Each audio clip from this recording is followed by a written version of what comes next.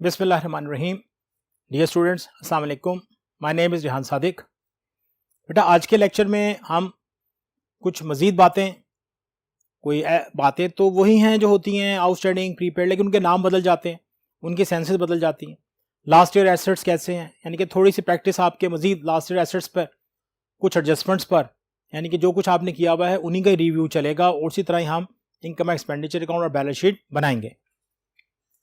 अब इस सवाल में जो भी नई बात आपके सामने आएगी, अब आप यूँ समझ लें इसमें कोई कॉम्प्लिकेशन ज़्यादा नहीं है, सिर्फ आपको मोटिवेट किया जा रहा है ताकि आप ओपनिंग बैलेंस शीट तक पहुँचना शुरू कर दें, फिर आप इंशाल्लाह खुद ही क्लोजिंग बैलेंस शीट पे भी काम करना शुरू कर देंगे। क्योंकि एक चीज़ कई दफ़ा मैं आपको वाज़ेह कर चुका हूँ कि अगर आप इनकम एक्सपेंडिचर अकाउंट और उसके रेफरेंस से जो एडजस्टमेंट्स गिवन होती हैं उनकी चीज़ों को अलग कर लेते हैं, तो बाकी जो आइटम बचेंगी रिसीट्स एंड पेमेंट अकाउंट में वो ओपनिंग और क्लोजिंग बैलेंस शीट की होंगी। और सबसे आसान आइटम्स जो हैं वो ओपनिंग बैलेंस शीट का ढूंढना होता है। जैसे ही आप ओपनिंग बैलेंस शीट के आइटम्स को अलग कर लेते हो तो बाकी जितनी आइटम बचती हैं वो क्लोजिंग की होती हैं। तो इसमें ना कोई मुश्किल बात नहीं होती, बस थोड़ा सा इस पर काम करने की ज़रूरत है। इंशाल्लाह उसके बाद आप इस सवाल को बखूबी हल कर सकेंगे। बेटा, रिसीट एंड पेमेंट अकाउंट है, ईगल क्लब का ईयर एंड है 2017। आपको ओपनिंग बैलेंस दिया हुआ है, सब्सक्रिप्शन दी हुई है, लाइफ मेंबरशिप फी दी हुई है, इंटरेस्ट दिया हुआ है, उसके बाद डोनेशन फॉर बिल्डिंग। ये आपको याद होगा आपके शुरू के लेक्चर्स में जो कैपिटल रिसीट्स थी उसमें मैंने इसका नाम लिखा था कि डोनेशन फॉर स्पेशल पर्पस। तो ये डोनेशन फॉर बिल्डिंग कैपिटलाइज होगी। फिर वही बता रहा हूं, मैं कई दफ़ा हम सुन चुके हैं, जो चीज़ कैपिटलाइज होगी वो क्लोजिंग बैलेंस शीट में लायबिलिटी साइड पे जाएगी। इसका मतलब ये हुआ डोनेशन फॉर बिल्डिंग जो है वो यहाँ से आप डायरेक्ट कैरी करेंगे क्लोजिंग बैलेंस शीट में, और इस पॉइंट को आप लिख भी सकते हैं। जो चीज़ कैपिटलाइज होगी उसे हम कहाँ लेके जाएंगे, क्लोजिंग बैलेंस शीट में लायबिलिटी साइड पर। सेल ऑफ ड्रामा टिकट्स हैं, ये आपकी इनकम है। पेमेंट साइड पर सैलरीज एंड वेजेस हैं, रेंट है, जनरल एक्सपेंसेस है, प्रिंटिंग एक्सपेंसेस हैं, रिपेयर चार्जेस हैं, यहां तक बेटा सारे एक्सपेंस हैं। स्पोर्ट्स मटेरियल आपने परचेज किया हुआ है, अगर इसके साथ कोई एडजस्टमेंट क्लोजिंग की ना दी हो तो ये एसेट है, एक्सपेंस है, अदरवाइज आप उस क्लोजिंग स्टॉक को माइनस करेंगे, कंजम्पशन निकालेंगे। इस वक्त हमें इसकी एडजस्टमेंट देखनी पड़ेगी। इसके बाद क्लोजिंग बैलेंस दिया हुआ है, ये आपके पास रिसीट्स है पेमेंट अकाउंट का एक व्यू आ गया। अब हम एडजस्टमेंट की तरफ चलते हैं और उसमें देखते हैं कोई नई चीज हमारे सामने है तो उसको हाईलाइट करते हैं। बेटा, सब्सक्रिप्शन यहां लिखा हुआ है इन एरियर्स, बकाया जात। ये अक्सर आप वर्ड पढ़ते हैं, बिल के ऊपर लिखा होता है, बिजली के बिलों पर या गैस के यूटिलिटी बिल्स जितने हैं कि जी आपके एरियर्स जितने हैं, बकाया जात। इसका मतलब ये हुआ, मैंने पहले भी बता चुका हूं, अगर किसी इस तरह के एडजस्टमेंट के साथ कोई ईयर मेंशन नहीं है, रुपीस तो बता दिए, कोई ईयर मेंशन नहीं है तो इसका ताल्लुक करंट ईयर से है। इसका मतलब है इनकम अगर बाकी है तो वसूल करनी है। सुन लें, इनकम अगर बाकी है तो वसूल करनी है, एक्रूड इनकम कहलाएगी। इनकम अगर बाकी है तो एक्रूड इनकम कहलाएगी, वसूल करनी है और हम ऐड करेंगे। अगर ये एक्सपेंस के साथ लिखा होता तो फिर वो मुझे पे करने थे तो मेरे एक्सपेंस बढ़ने थे, वो आउटस्टैंडिंग होता। इसके बाद salaries and wages are outstanding, बहुत पुरानी और सीधी सी आसान सी एडजस्टमेंट, कोई ईयर मेंशन नहीं है, इसका ताल्लुक किससे होगा, करंट ईयर से होगा। इसके बाद stock of the sports material है 4000। अब यहां देखें, यहां उसने डेट मेंशन कर दी है कि ये स्टॉक क्लोजिंग का है, क्योंकि ओपनिंग की जो डेट थी वो 2016 थी, ये क्लोजिंग का स्टॉक है। इसका मतलब है जो आपको स्पोर्ट्स मटेरियल दिया था 20,000, उसमें से ये अमाउंट लेस हो जाएगी और जो लेस होगी क्लोजिंग बैलेंस शीट में एसेट साइड पे जाएगी। एक तो ये बात आपके सामने आ गई। अब यहां आप हेडिंग देखें, ये भी सवाल में ऐसी दी होती है बाज दफा, एसेट्स ऑन 31 दिसंबर 2016। बेटा, इस पे गौर कीजिएगा, ये ओपनिंग की बात कर रहा है, ये लास्ट ईयर एसेट्स हैं। Last year assets mean opening assets हैं। आप फर्नीचर आपके पास है 20,000 का, बिल्डिंग पड़ी हुई है 50,000 की, ये दो ओपनिंग एसेट्स हैं जो मैंने आपको शो कर दी। और भी हो सकते हैं, मैंने फिलहाल दो शो किए ताकि आपको जरा सवाल थोड़ा छोटा लगे और उसको करना आसान हो जाए, आप ज्यादा घबराएं नहीं। 4 depreciation on all fix asset, ये इंपॉर्टेंट बात हो गई। अब यहां पे बजाय कि मैं ये फिक्स करूं, ये बताऊं कि जी आप मशीनरी पे चार्ज करें, आप फलाने पे करें, तो मैंने क्या किया, यहां पे लिख दिया ऑल फिक्स एसेट्स, क्योंकि ये भी एग्जामिनर बार दफा चेक कर रहा होता है कि बच्चों को पता भी है कि नहीं कि फिक्स एसेट कौन से हैं, फिक्स एसेट्स कौन से हैं। भाई देखे ना, यहां पे तो स्पोर्ट्स मटेरियल भी आ सकता है, यहाँ पे तो और भी बहुत सारी चीजें आ सकती हैं, यहाँ पे तो गवर्नमेंट सिक्योरिटीज भी आ सकती है, इन्वेस्टमेंट भी आ सकती है, लेकिन डेप्रिसिएशन हम चार्ज करेंगे उन फिक्स एसेट्स पर। इसलिए यहां पे उसने आपको क्या किया, बाउंड कर दिया, कंडीशन लगा दी, मेंशन नहीं किया। अब आपको जज करना है फिक्स एसेट्स कौन से हैं। जो बच्चे प्रॉपर हेडिंग देके सवाल कर रहे होंगे, जिनको पता होगा कि ये फिक्स एसेट्स होते हैं, तो बेटा वो सवाल में गलती नहीं करेंगे। यहां पे फिलहाल दो ही हैं, फर्नीचर एंड बिल्डिंग, जिसे हम कहां कैटेगराइज करते थे, फिक्स एसेट्स में। ये एक सवाल के आपके पास इंफॉर्मेशन है। इस सवाल में जो नई चीज थी, एक तो बेटा एरियर का जिक्र हुआ, बकाया जात को बोलते हैं। 2016 लास्ट ईयर हो गया। स्टॉक ऑफ मटेरियल एंडिंग पे दिया हुआ है, इसका मतलब है ये बचेगा, हमें इसको लेस करना है और डेप्रिसिएशन फिक्स एसेट पर चार्ज करनी है। ये वो छोटी छोटी बातें थी जो आपके इस सवाल में आपके लिए शायद थोड़ी सी नई हो, क्योंकि ऊपर सवाल देख लें बिल्कुल सीधा है। मैंने ऊपर कोई कंडीशन ऐसी नहीं लगाई, last year, current year, coming year, कुछ नहीं लिखा। बहुत सीधा सा सवाल बना दिया आपके लिए, ताकि आपको बैलेंस शीट तक पहुंचने में कोई दुश्वारी ना हो। अब मेरे साथ साथ आपने काम करना है। देखें, जब आपने सवाल करना है तो पहले सवाल को कॉपी पे नोट करना है, ठीक है ना। आप तो जब ये देख रहे होंगे तो आप उसको स्टॉप करके सवाल को नोट कर लें। सवाल आपको नजर आ रहा है, अच्छी तरह सवाल को नोट कर लें। सवाल को नोट करने के बाद फिर आप क्या करेंगे, मेरे साथ साथ इसको हल कीजिएगा। मेरा सोल्यूशन जब मैं बना रहा हूं तो आप उसको देखें, पहली चीजें मैंने कौन सी लिखी, फिर कौन सी लिखी, और जब मैं ये कहूं कि इनमें से ये बैलेंस शीट में जाएगी, ये वहां जाएगी, उस पर आप टिक लगा लें। अब देख लें, अभी भी ये दोनों बेटा ओपनिंग बैलेंस शीट में जाएंगे और एक ये ओपनिंग बैलेंस शीट में जाएगी। इसका मतलब है ओपनिंग बैलेंस शीट की कितनी आइटम्स अवेलेबल हैं आपके पास, सिर्फ 3। कैश का बैलेंस है, 2 एसेट है। कैश का बैलेंस है और 2 एसेट है, और कोई चौथी आइटम मौजूद नहीं है। ओपनिंग, फिर हम देखेंगे क्लोजिंग में क्या जाएगा। मैंने एक चीज बताई थी, जो एसेट्स ओपनिंग में हैं अगर वो हम बेचते नहीं हैं तो वो क्लोजिंग में भी आएंगे आफ्टर द एडजस्टमेंट्स। अगर उनके साथ कोई डेप्रिसिएशन एडजस्टमेंट है तो फिर वो डेप्रिसिएट होने के बाद क्लोजिंग बैलेंस शीट में आपको नजर आएंगे। फिर देख लें, बड़ी अहम बात होती है, बच्चे भूल जाते हैं। ये फर्नीचर था, अब आपके ज़हन में आ रहा होगा सर कैसे पता चले सेल कहां है, तो बेटा सेल होगी रिसीट साइड पर। यहां कोई एसेट सेल नहीं हुआ, एसेट सेल नहीं हुआ। तो आप जो एसेट है उसे एंडिंग में लेके जाएंगे, जो ओपनिंग में था वो एसेट एंडिंग में भी आएगा, लेकिन after deducting the depreciation, after the deduction of depreciation. अब बेटा अब हम इसके नेक्स्ट बोर्ड पे चलते हैं और वहां जाके देखते हैं कि इसका हम सोल्यूशन कैसे बनाएंगे, इनकम एक्सपेंडिचर अकाउंट कैसे बनाया जाएगा। तो आए चलते हैं नेक्स्ट बोर्ड पर, ताकि इस सवाल को हम आगे बढ़ा सकें। सैलरीज एंड वेजेस हैं आपके पास 3000 की। आउटस्टैंडिंग सैलरीज मौजूद थी क्वेश्चन में 2000 की, कोई ईयर मेंशन नहीं था, मैंने ऐड कर दी। उसके बाद रेंट था, जनरल एक्सपेंसेस थे, प्रिंटिंग एक्सपेंसेस थे, रिपेयर चार्जेस था। बेटा ये सारे एक्सपेंस थे, इनके साथ कोई एडजस्टमेंट मौजूद नहीं थी। अब एक अहम बात आई आपके सामने, आपके पास है स्पोर्ट्स मटेरियल। स्पोर्ट्स मटेरियल वो था 20,000 का। अगर कोई एडजस्टमेंट ना दी हो, मैंने इससे पहले लेक्चर में बात बताई कि जी मैंने कंज्यूमर आइटम ली, स्टेशनरी ली, उसमें मैंने ओपनिंग स्टॉक दिया, आपने ऐड किया और सारे का सारा उसे आपने एक्सपेंस शो कर दिया। इसका मतलब ये होता है अगर ये क्लोजिंग स्टॉक इतना पड़ा है तो ये चीज अभी इस्तेमाल नहीं हुई, ये बच गई, तो इसका दूसरा मतलब क्या निकला कि एक्सपेंस कितना हुआ 16,000 का। आप क्या करेंगे, इसको इसमें से माइनस करेंगे, आपके पास 16,000 का एक्सपेंस जनरेट हो जाएगा और ये कहां जाएगा, क्लोजिंग बैलेंस शीट में ऐसे साइड पर। इसी तरह डेप्रिसिएशन पे देखें आप,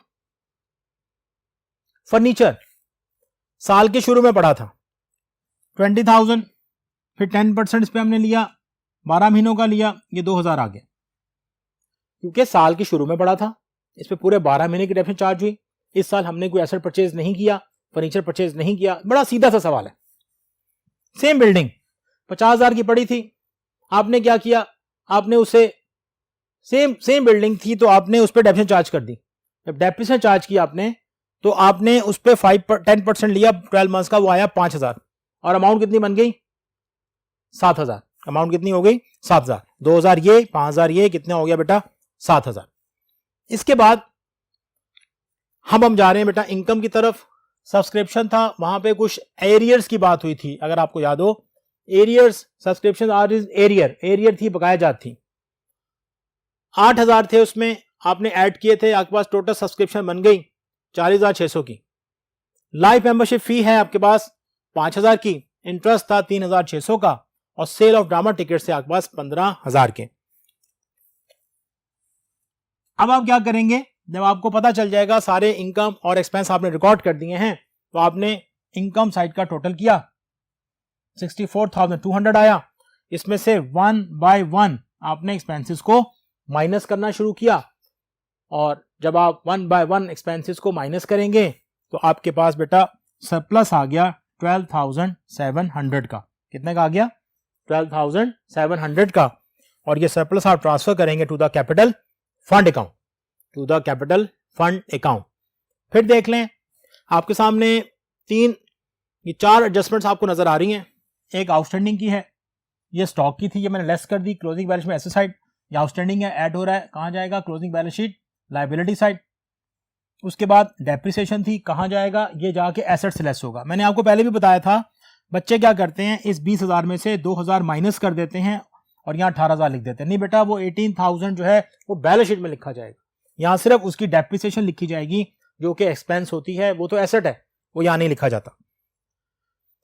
वहां पर आपके पास एक्रूड सब्सक्रिप्शन थी, उसका नाम सवाल में लिखा था सब्सक्रिप्शन इन एरियर्स। एरियर्स थे आपके पास, बकाया जात थे, तो मैंने कहा जिसके साथ कोई इंडिकेशन नहीं होती आप उसे क्या करते हैं? ऐड कर देते हैं। तो आपने उसे क्या कर दिया? ऐड कर दिया। और ये आपके पास 4 एडजस्टमेंट के साथ आपका इनकम एक्सपेंडिचर अकाउंट तैयार हो गया और इसका आपने सरप्लस निकाला 12,700। अब नॉर्मली हम क्या करते थे बेटा, इसी बोर्ड पर हम एक कैपिटल फंड की कैलकुलेशन कर लेते हैं। मैंने सवाल के शुरू में आपको बताया था, आपके पास जो लास्ट ईयर एसेट्स थे वो कितने हैं? वो 3 थे। कैश का बैलेंस था, बीडी बैलेंस था, एडजस्टमेंट में लिखा था लास्ट ईयर एसेट्स फर्नीचर 20,000 का था और बिल्डिंग 50,000 की थी। जब आपने सबको ऐड किया, आपके पास जो ओपनिंग कैपिटल फंड का बैलेंस आ गया वो आया 94,800। इस ओपनिंग कैपिटल को या ओपनिंग कैपिटल फंड को जब हम बैलेंस शीट में लेके जाएंगे तो इसमें अगर सरप्लस हो तो ऐड करते हैं और अगर डेफिसिट हो तो इसमें से लेस करते हैं। अब बेटा हम चलते हैं इसकी बैलेंस शीट पर। बैलेंस शीट कैसे बनानी है इसके लिए चलते हैं इसके नेक्स्ट बोर्ड पर और वहां जाके देखते हैं कि बैलेंस शीट कैसे बनाई जाएगी। तो आए चलें नेक्स्ट बोर्ड पर। बेटा उसी तरह बैलेंस शीट आ गई, 3 हेडिंग्स आपके पास हैं। ईगल क्लब है, बैलेंस शीट है, दिसंबर 31, 2017 है, liabilities and capital fund, assets. अब आपने आराम से चीजों को देखना है और यहां पर सोचना है कैसे लिखी गई। ये कैश का कौन सा बैलेंस है? जो क्लोजिंग बैलेंस होता है रिसीट्स एंड पेमेंट अकाउंट का। कौन सा बैलेंस है? क्लोजिंग बैलेंस है रिसीट्स एंड पेमेंट अकाउंट का। उसके बाद एक्रूड सब्सक्रिप्शन, ये बेटा एडजस्टमेंट में थी, याद रखिएगा एडजस्टमेंट में होती है, करंट ईयर से इसका ताल्लुक होता है जो क्लोजिंग बैलेंस शीट में जाती है। तीसरी बात इनकम एक्सपेंडिचर में ऐड हो रही होगी इनकम साइड पर। फिर सुने, एडजस्टमेंट में होगी, करंट ईयर से ताल्लुक होगा, इनकम एक्सपेंडिचर में इनकम में ऐड हो रही होगी तो यहां लिखी जाएगी। ठीक है, एसेट साइड की बात कर रहा हूं तो यहां लिखी जाएगी। बाज दफा आने वाले साल की लेस हो रही होती है तो वो अनअर्न्ड इनकम कहलाती है, लेकिन मैं सिर्फ बात कर रहा हूं इनकम के हवाले से, एक्रूड इनकम के हवाले से। उसके बाद stock of the sports material था, ये आपको पता है आपका स्टॉक था, जस्ट लाइक क्लोजिंग स्टॉक था, एसेट होता है, करंट एसेट मैंने कैटेगराइज कर दिया। इसके बाद मैंने हेडिंग दी बेटा फिक्स एसेट्स की। फिक्स एसेट्स आपके पास सवाल में 2 ही थे। अब फिक्स एसेट की मैंने हेडिंग इसलिए भी आपको दी है या इसलिए भी आप जल्दी पिक कर जाएंगे कि सवाल की एडजस्टमेंट में लिखा था कि डेप्रिसिएशन आप चार्ज करें फिक्स एसेट्स पर। तो फिक्स एसेट्स आपके पास कितने हैं? फिलहाल 2 हैं। कितने हैं? ये 2 एसेट्स हैं आपके पास। एक है फर्नीचर, फर्नीचर था 20,000 का, लास्ट ईयर का बैलेंस था, इसी से हमने ओपनिंग कैपिटल फंड निकाला है। उसके बाद लेस किया डेप्रिसिएशन 2,000, तो बेटा इसकी अमाउंट आ गई 18,000। 2,000 डेप्रिसिएशन जो आप देख सकते हैं इनकम एक्सपेंडिचर अकाउंट में आपने डेबिट की होगी, 10% है ये इसका। उसके बाद बिल्डिंग है 50,000 की, लेस डेप्रिसिएशन 5,000, ये भी इसकी डेप्रिसिएशन है 10% है, हमने माइनस की, लेकिन जब आपने ओपनिंग कैपिटल फंड लिया था उसमें डेप्रिसिएशन माइनस नहीं हुई थी तो ये आया 45,000 का। करंट लायबिलिटीज, इसमें था वेजेस आउटस्टैंडिंग थी आपके पास, ऐसी वेजेस जो आउटस्टैंडिंग थी 2,000 रुपए की, वो आपने यहां पर लिख दी। और ये भी वही फार्मूला है, एक तो एक्सपेंस होगा करंट ईयर का होगा, एक्रूड होगा या आउटस्टैंडिंग होगा, इनकम एक्सपेंडिचर में एक्सपेंसेस में ऐड हो रहा होगा। तो ये मैंने जो चीज वहां पे ऐड हो रही थी उसे आके यहां पे लिख दिया। बेटा शुरू के लेक्चर्स हैं उनमें आप देखिएगा नॉन ट्रेडिंग का दूसरा तीसरा या चौथा लेक्चर होगा, उसमें आपको एक बात बताई गई थी कि यार ये लिस्ट है कैपिटल नेचर आइटम्स की, ये लिस्ट है रेवेन्यू नेचर आइटम्स की, ये लिस्ट है कैपिटल रिसीट्स की, ये सारी चीजें आपको वहां पे बता दी गई थी। तो उनमें से आइटम मौजूद थी, कैपिटलाइज आइटम है, मैंने 20,000 हेडिंग देके लिख दिया कैपिटलाइज आइटम। इसके बाद कैपिटल फंड आया। आपको मैंने इससे पहले बोर्ड पे बताया था कि वो 3 एसेट थे आपके पास, एक कैश का ओपनिंग बैलेंस था, 2 एसेट आपके लास्ट ईयर के थे, में फर्नीचर और बिल्डिंग थी। उनको जब मैंने ऐड किया तो मेरे पास फिगर आई थी 94,800। मेरा करंट ईयर का सरप्लस था 12,700, वो इसमें मैंने ऐड किया, मेरे पास फिगर आ गया 107,500। जब ये फिगर आ जाए फिर आप इन दोनों को साइड्स का टोटल ऐड करें, दैट शुड बी मैच्ड। मैंने लास्ट लेक्चर में भी ये बताया था, कुछ बच्चे क्या करते हैं, वो एक साइड का टोटल निकाल के और ये अज्यूम करते हैं दूसरा भी यही होगा, या यूं समझ लें वो सोचते हैं मैं लिख दो, एग्जामिनर को कौन सा पता चलेगा। नहीं बेटा, एग्जामिनर के पास हमेशा एक सोल्यूशन मौजूद होता है पेपर चेक करते वक्त। वो देख लेता है कि इसने ये फिगर लिखी है और ये फिगर नहीं लिखी है, और इन फिगर ना लिखने की वजह से इसका टोटल सेम कैसे आ सकता है वो समझ जाता है। इसे कोशिश करें, थोड़ा इस पर ध्यान दें तो ये बातें आपको समझ में आना शुरू हो जाएंगी। इस बैलेंस शीट को बहुत सिंप्लीफाइड किया गया, बहुत छोटा सा करके बनाया गया। देखो बेटा, ये जो मैं इसमें हेडिंग शो कर रहा हूं, करंट एसेट्स की हेडिंग शो कर रहा हूं, फिक्स एसेट्स की या फिक्स लायबिलिटीज की, करंट लायबिलिटीज की, कैपिटलाइज की, ये ना सवाल की प्रॉपर्टीज में आता है, एसेंशियल्स में आता है। आप करेंगे, एग्जामिनर आपको 20 नंबर देते वक्त खुश होगा, वरना बहुत दफा आपका सवाल ठीक होता है, वो कहता है यार इसमें 20 नंबर क्यों दूं, इसने हेडिंग नहीं लिखी, इसने किसी एसेट्स की तरतीब का ख्याल नहीं रखा, तो आपको बहुत दफा 20 नंबर नहीं दे पा रहा होता, वो 18 दे देगा। सवाल बिल्कुल ठीक है आपका। तो कोशिश करें जो चीजें आपको जिस तरह बताई जा रही हैं उस पर अमल करें, एक सवाल को बार बार प्रैक्टिस करें, आप उन सवालात तक पहुंच जाएंगे। आपकी किताब में बहुत से सवाल मौजूद हैं, छोटे सवाल भी मौजूद हैं, बड़े भी मौजूद हैं। छोटे से अपना हाथ साफ करें, प्रैक्टिस करें, ताकि आप इजीली क्वेश्चंस को अटेम्प्ट करना सीख जाएं।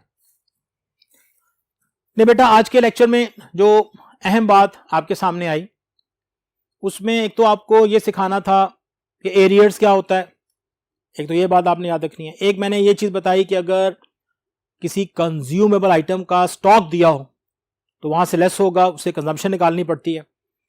और फिर एक चीज हमने सीखी कि लास्ट ईयर एसेट्स हों, और आपने गौर किया कि हमने इस दफा सवाल में कोई एसेट परचेज नहीं किया, तो जो लास्ट ईयर एसेट्स थे उसी को हमने कंटिन्यू किया। तो अगर एसेट परचेज नहीं होगा तो क्लोजिंग बैलेंस शीट में भी वो एसेट नजर नहीं आएगा। एक बात मैंने और बताई थी कि अगर कोई एसेट सेल होगा तो क्लोजिंग बैलेंस शीट में नजर नहीं आएगा।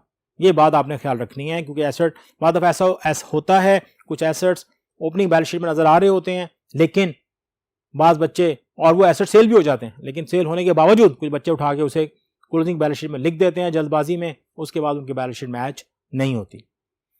आखिरी एहतियात रखिएगा, बैलेंस शीट का टोटल दोनों मैच होने चाहिए, बिला वजह मैच नहीं करेंगे आप, फिर एग्जामिनर आपको नंबर नहीं देंगे, वो आपके नंबर डिडक्ट कर लेंगे। नहीं जी, अब तक के लिए जितना कुछ हमने पढ़ा यही था। इंशाअल्लाह अगले लेक्चर में नई चीज़ों के साथ मुलाकात होगी। तब तक के लिए इजाज़त दीजिएगा, अपना ख्याल रखिएगा। अल्लाह हाफिज़।